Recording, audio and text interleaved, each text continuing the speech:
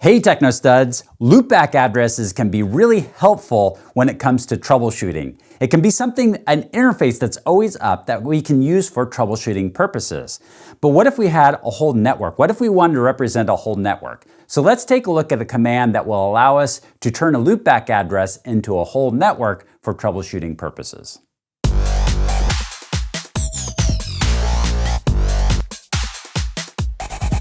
This is the topology we're going to be working with. All of my layer 3 devices, this router 1, 2, and 3, and this switch, have OSPF running on it, so they're distributing the routes. What I'm going to do is I'm going to configure an interface on this router 1 that's going to be representative of a whole network. It's going to be a loopback interface. So let's take a look at what that looks like.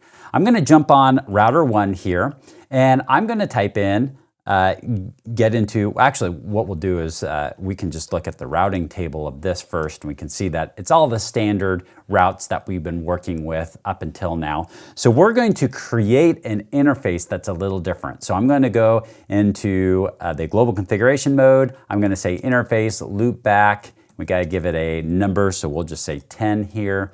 And in this, I'm going to give it an IP address. And we'll do, let's see, 10.241 is the ranges that we're working with loopback addresses. Something quite a bit different. So let's do 100 because we don't have 100 selected yet. And so I'll give it an IP address and we'll make it at a whole range here. So 255.255.255.0. So it's a /24. So I'm going to enter that into here. And then let's take a look at what happens with this. It pops up. We're not seeing it quite yet, so give it another second.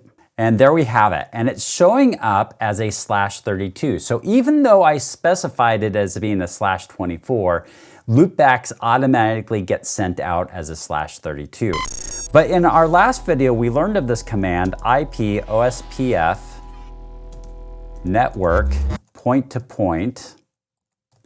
And if I enter this into this router, for some reason, I'm not sure why that works. I couldn't explain technically why that is happening that way. But now, when we take a look at this, we see that 10.241.100.0 is a whole network.